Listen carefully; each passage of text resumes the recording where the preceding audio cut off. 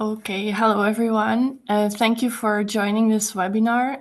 This was normally supposed to go through last week, but because of a local or a global Zoom outage, we had a problem. So that's why we are hosting it now, but we are very happy that you are all able to make it today. My name is Anouk. I'm the Marketing and Communications Coordinator at Polaron, and I will be hosting this webinar today.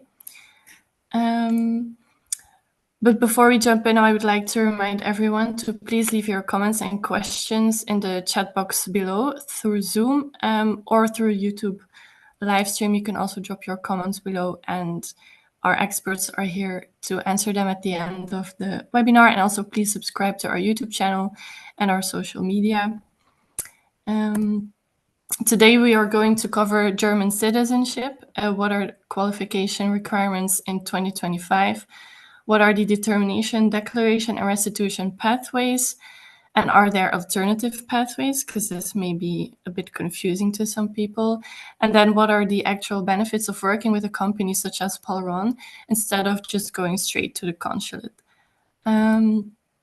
Today we have with us our moderator, Eva Hussain. She is Polaron's founder and director. Thank you so much for being here. Thanks, Anouk. And then we also have our guest speaker, Marina. She is our EU citizenship specialist and a massive expert in German citizenship law. Thank you so much for being here, Marina. Thank you for having me, and hello, everyone. Then a bit about Polaron. So since 2003, we've been helping over 15,000 people obtaining their EU citizenship. We have people all around the world available to help. So if you have any questions or you want your eligibility to be checked, please reach out to us, even for private matters. We are always here to help, from documentation to general guidance. We do basically everything. So please don't hesitate to reach out. And without further ado, I would love to give this over to Eva. Thank you, Anouk, and hi, everyone. This is a really popular webinar. We had a lot of sign-ups, so we're hoping to cover a lot of ground. Just in terms of background information, most of you probably know already that Germany had a major change of law some years ago now, so September 2021, I think. And most recently, in June of last year, they've also relaxed the laws further to allow people to hold dual citizenship, meaning that if you naturalize in your new country as a German citizen, you do not lose your German citizenship. Prior to that, it was the case that people would lose it. So in terms of different pathways, which we're going to cover today, there are also more, and the laws have been made a bit more flexible. Having German citizenship also means having European citizenship or EU citizenship, which currently allows you to benefit from being able to live, work, and study in 27 different countries. And EU is looking at adding more countries to the mix. But we'll move on to the topic proper, and I'll invite Marina to speak with us and share her very extensive knowledge. Marina, you've been with Polaron for what, 3 years now? Maybe longer. Goodness. Yeah, a little bit. Yeah, a little bit longer, but yeah, 3.5. Yeah. Yeah. And your job is to talk to people that are potentially pursuing citizenship, and you also liaise every single day with our compliance team, who assesses people's cases. So what else can you tell us at this point about your work and what you do? Yeah, so I'm pretty much your first point of contact. So most likely over a phone call, you booked a consultation for German citizenship, and yeah, you got me on the other end. And then I'll hopefully find out a little bit more about your family and yourself, and who was German in the family. And yeah, I can hopefully tell you, or guide you at least a little bit in the right direction, if there is a pathway to German citizenship or not. So this is usually the first couple of steps. Yeah, and then once if it's more positive, so I can't tell you that it's no, definite no. I usually reach out via email, and you can fill out a family tree with all the family details, and that's when I hand you over to the assessment team, and they'll have another proper look. And yeah, that's the first couple of steps. And of course, every case is slightly different in that people's histories were different, journeys were different. So there's lots to think about. All right, Anouk, let's move to the next slide. Let's get into this conversation proper. So 2025, if you have German heritage, how do you know that you qualify, Marina? What information do you need, and what information do people need to give you in order to know that they are eligible or not for German citizenship? Okay, so the best start is if you know who it was in your family that was German, that came from Germany, and probably the most important bit to start off with is when they left Germany. Because so this is sort of the determination process. If it's like a great-grandfather or a grandfather or even a great-great-grandfather, there's no cutoff on any generations back, so to speak. But a good indication is if your ancestor left after 1904. Before what's that, the significance of that date? I'm so sorry to interrupt you. What's no, the that's fine. of that date? So 1904 is actually it's 1914 the date. So Germany changed the law in 1914. Before that law changed, what happened was if you lived abroad for longer than 10 years in a different country, you automatically lost your citizenship. So you didn't have to naturalize actively; you lost it, unless you you registered every 10 years with your consulate in your country, or you traveled back very frequently. Now, obviously, before 1904, that didn't happen very often, and you would also have to prove that. So 1914, they changed it. So if you take 10 years off, that gets you to the 1904 mark, right? So if they left then, in 10 years' time, they would have lost it. But because they changed the law, they didn't lose it anymore unless they naturalized. So this is usually a good starting point. Yeah, and of course, over that time, the borders of Germany changed, the way that the public was structured changed. So therefore, typically, if somebody's left before 1904 or somebody's ancestors, they may not qualify. Thank you for clarifying that for us. Go ahead. Exactly. And then, yeah, it depends then if it was a female or a male lineage, the next generation, were they born in wedlock or out wedlock. The rules back then were, that if you were born in wedlock, you usually received a father's citizenship. And if you were born out of wedlock, you received your mother's citizenship.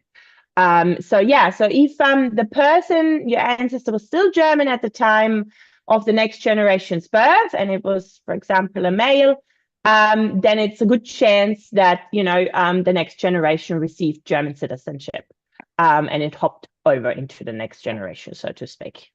So I do have another question. So what you are describing basically is that the laws are whatever they are as of today, but we actually need to go back in time as to what they were back on, sort of like on an ancestral line. Is that how the cases are assessed? Yeah. It obviously depends on the generation. Sometimes, of course, it's your mother or your father. So, there's that were German and left Germany.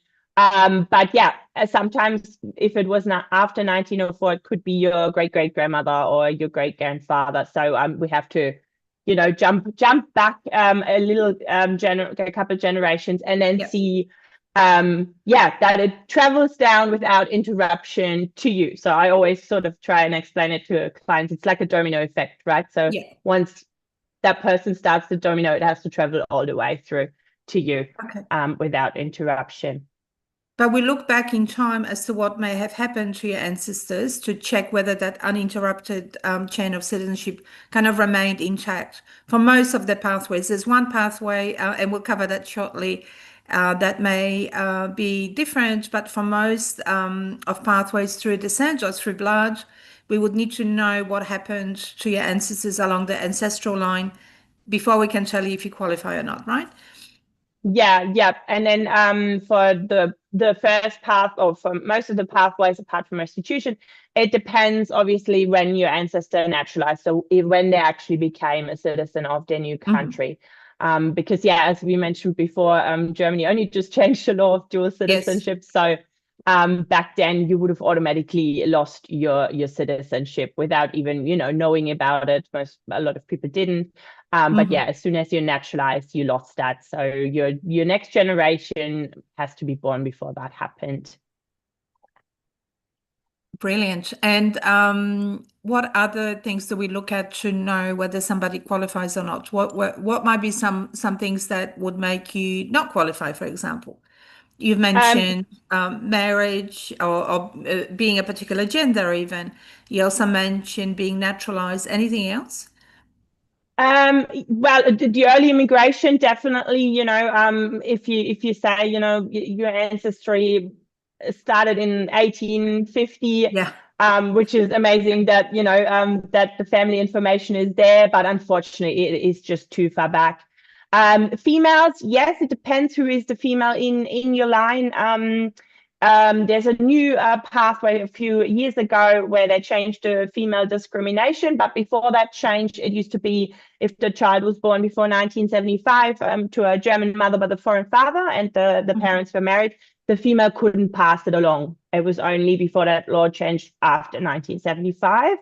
Right. And now it's finally, that's the declaration pathway that came into place in August 2021. That they made this time frame bigger. So now if you are born, or your mother was born, or your father was born after May 1949 and had a German mother at the time of the birth and a foreign father, and the parents were married, you can now claim citizenship back.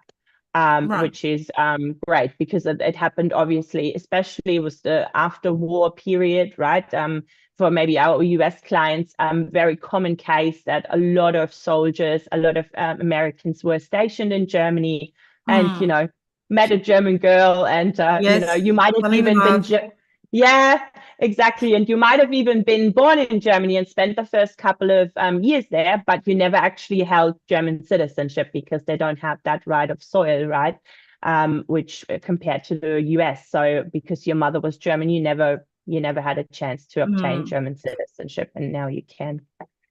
And you did mention restitution, which has very different eligibility criteria. So could you, I know we'll be discussing pathways in a moment, but in terms of qualifications for that particular pathway, could you just briefly tell us about that?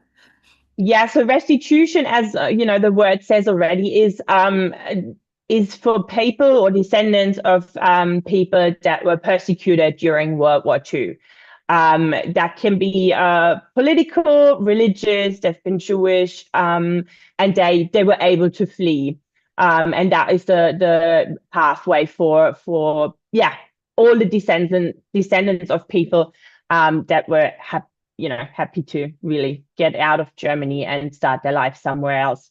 So they can claim citizenship back through that. Okay, brilliant.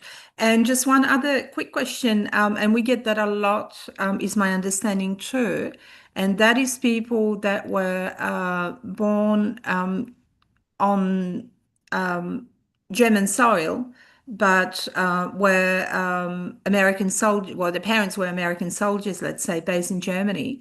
Do they qualify or not? Is being just born in Germany enough?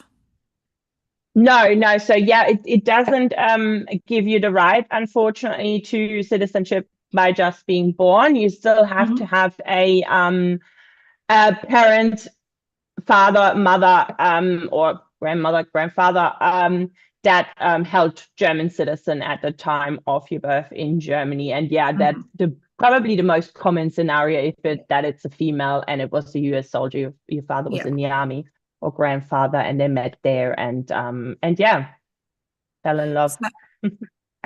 So except for the restitution pathway, which we've just covered, you do need to have German blood or German heritage. Thank you, Marina. Okay, we go to the next question. So we've covered those already to some extent, but it would be really good if you, now that we're seeing them on the screen, if you could briefly take us through the different pathways to citizenship, please. Okay, so yeah, the determination one is probably maybe I call it the original one, because yeah, it was the pathway that is through any generations, and mostly the male lineage if the child was born before 1975, before that law change of declaration. So this is the next one, declaration when it came into place in 2021. So this is particular for the females that they could pass on their citizenship now to children born in wedlock after May 1949 instead of 1975. So you got a fair few years more in between that time period where you're now eligible, and the same for your children. So it's not just that it might have been you that was born in that time frame.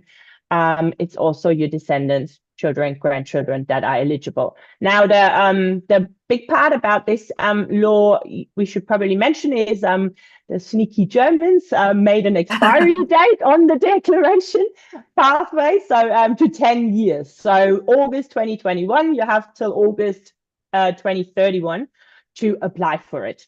So not your citizenship. It doesn't have anything to do with your citizenship. Once the citizenship is granted, you are a German for life. But to apply for it, you only have those 10 years. And I mean, it's now already 4 years in. It goes quicker than we think. So definitely worth looking into it, especially for your children as well. You know, if it's not you that you think maybe it doesn't benefit me, but yeah, have a chat in your family, because you'll be German for life, and so will be your the other generations after you. And then restitution is it is a different pathway. It's also the most lenient one. Like, for example, naturalization dates don't really matter that much. Like if you gave it up because let's face it, most of the people had no choice to leave. Yeah. And also a lot of people naturalized very quickly after they left, which I would have done exactly the same thing. The last thing you wanted is being an outsider or being sent back or anything like that. So so Germany is trying hard to make amends there. And they're lenient if you can prove it, that your ancestor was persecuted politically, religious, anything like that, and they left during that period. There's a high chance that you're obviously eligible and you can claim citizenship. Thank you, Marina. And I'll ask you in a moment how long this process takes, because Germany receives many, many, many thousands of applications every year. But is there not another pathway? This is it? Alternative pathway?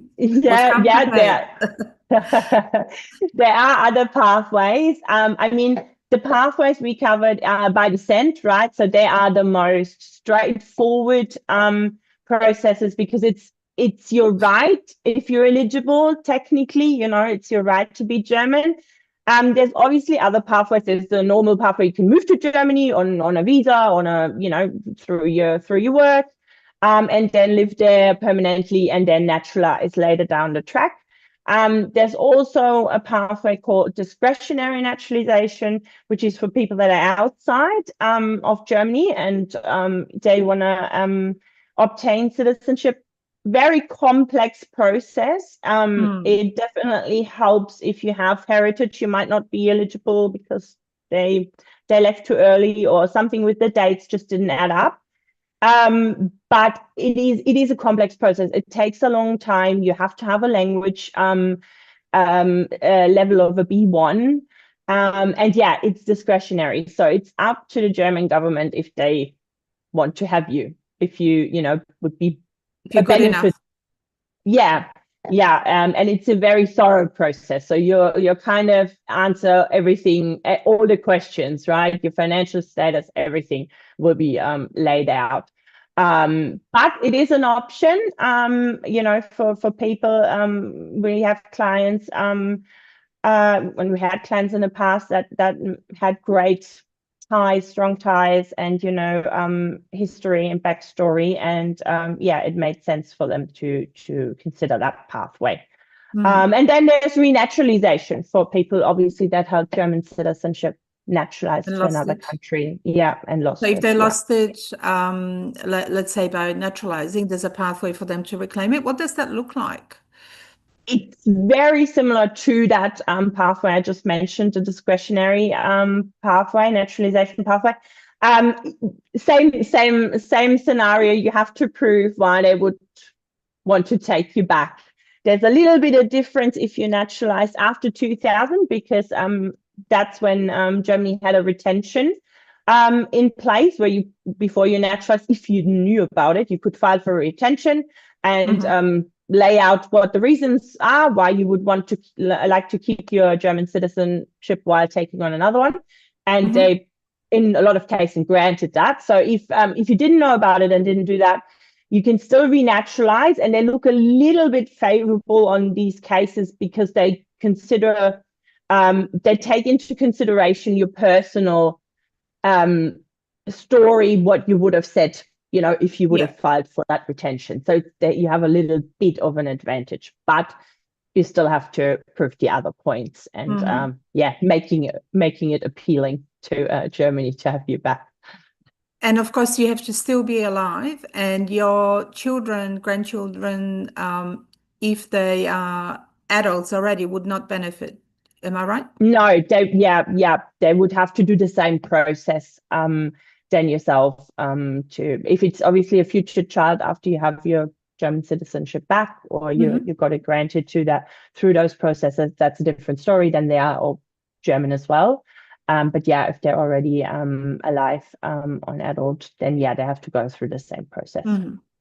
So we'll open the floor up for questions in a moment. But my first question is, when we first started doing this work back in, I think, 2016 for German, it would take about 6 months, but of course things have changed because of how flexible the laws became. How long does it take on average nowadays to get citizenship? And before you answer, I also know that some people can go directly to the German consulate and can apply for a passport directly, right? They don't have to go through any of these pathways. So it depends what who it was that was German, but if you're the first generation, there's definitely a fast-tracked process, or we're trying to obviously save you time where we can, but usually the pathways, it depends a little bit. Determination is probably the longest, around 24 months from submitting the application, and then declaration and restitution. They used to call them fast-tracked processes, which is not fast-tracked anymore, really. But that's just the increase. And I know that a lot of people, especially for the restitution pathway, put already complaints in, as in through the German government, because it shouldn't be that long. So we're talking about 18, 20 months at the moment, right? Obviously that it's not the purpose anymore. I know I've read about that they're trying to, at least for the restitution pathway, to get more staff, and that they sort of can work through that backlog a bit. But that is the timeframes at the moment, and let's be honest, I think it'll increase because of the current political situation. There's obviously an increase in the next few months to a year, I think, with applications. So hopefully it won't be affected too much, but I wouldn't be surprised if it takes a little bit longer. We also have had like a massive increase in people making inquiries about this process and talking to us. So it's interesting that lots of people are considering German citizenship as a plan B. And they also used to fast track, as you called it, people over the age of 70. But they no longer do, because for lots of people, it isn't just a passport, particularly those older ones. It's also reclaiming their identity, or you know, deciding that now that I'm older, perhaps I might retire or semi-retire in Germany or whatever.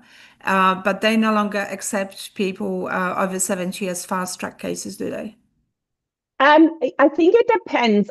With the restitution pathway, especially, I think they are looking favorable a little bit on the If age. someone's older, yeah. Yeah. But it still depends when they pick up your application, right? And that can obviously already take a few months from submitting. Yeah. We all know all of us have been through a process probably of a visa or anything in that same sort. And it's really who's on the other end and where you end up in the pile. But once they pick it up, I still believe that they favor the age, different age group a little bit more. Yeah, of course. Okay, brilliant. Especially over 17.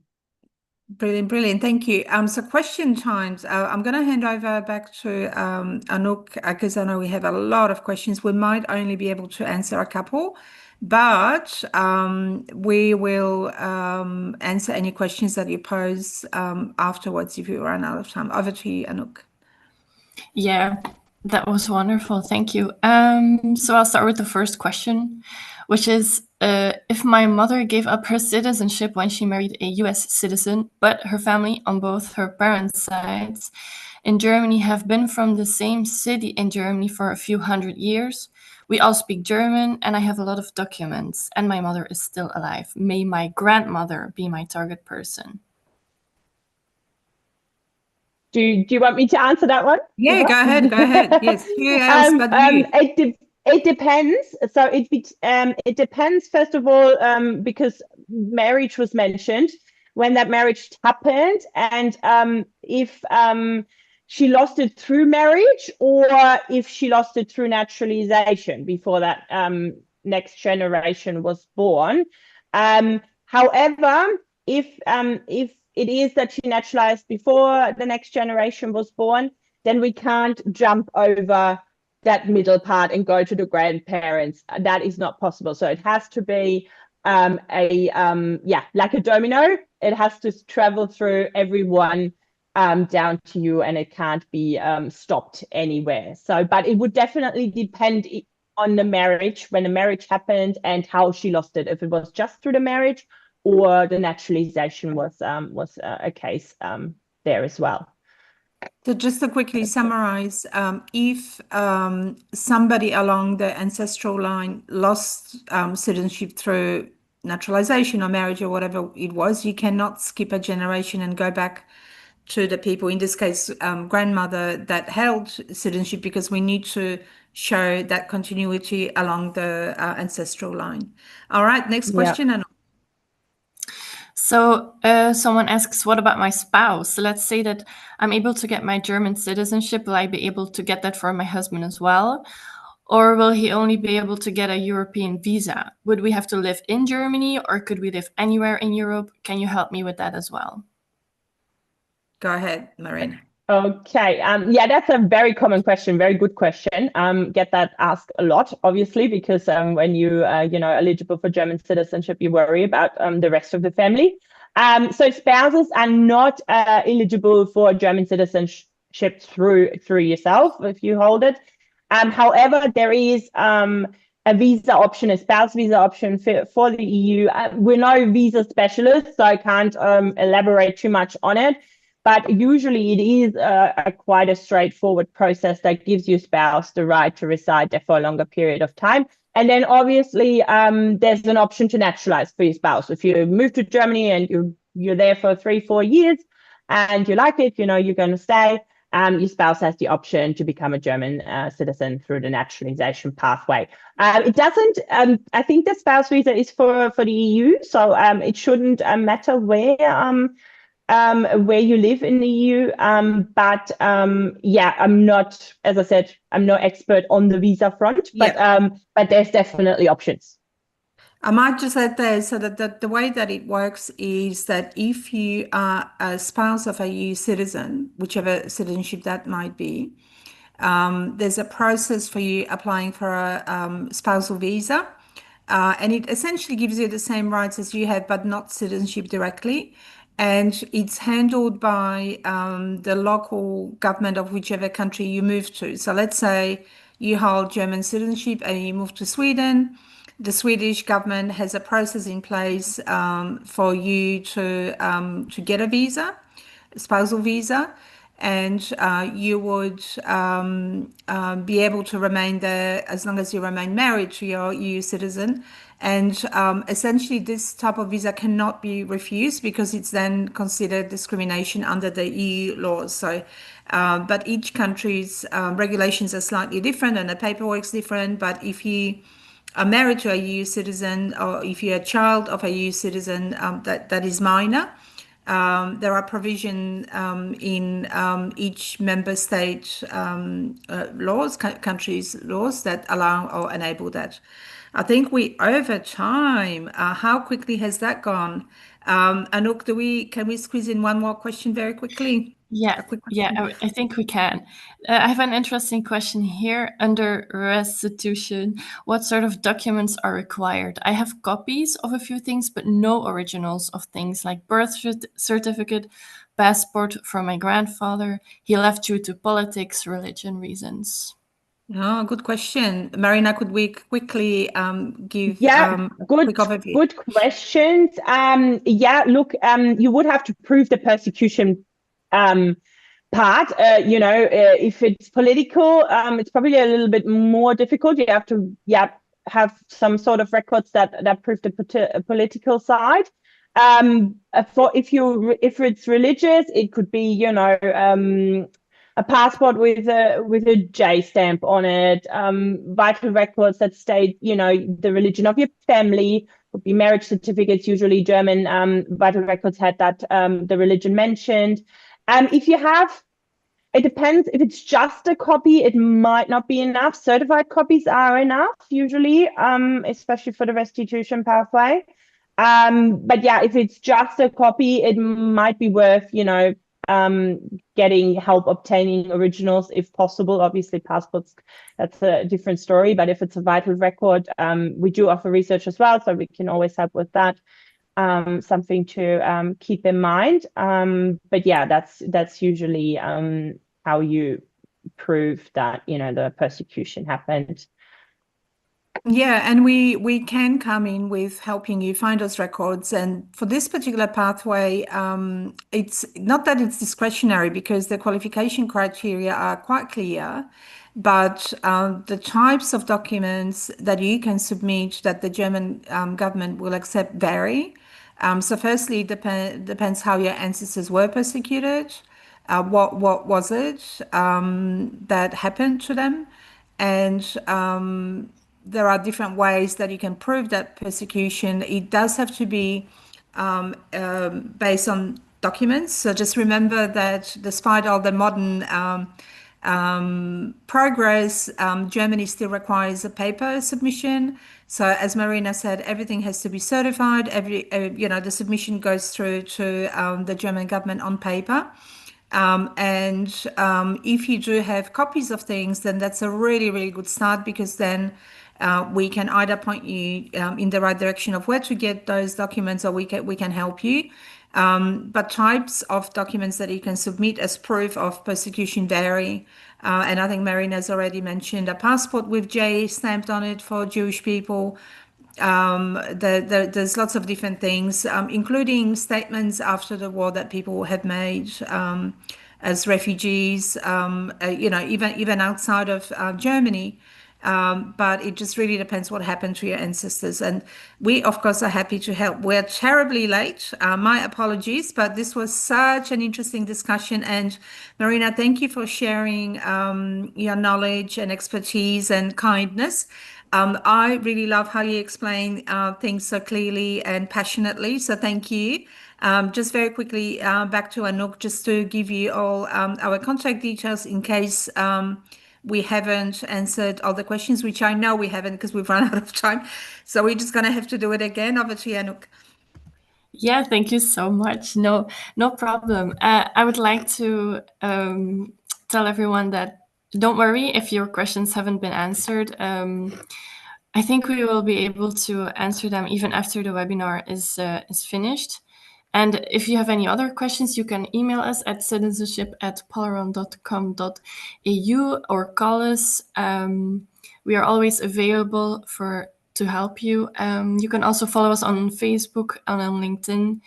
And yeah, Thank you. I just really encourage everyone to we're here for you. So please don't hesitate to reach out. And thank you all, Marina and Eva, for joining this wonderful webinar. And thanks everyone for attending. Thank Have a you. good day. Thanks. Bye.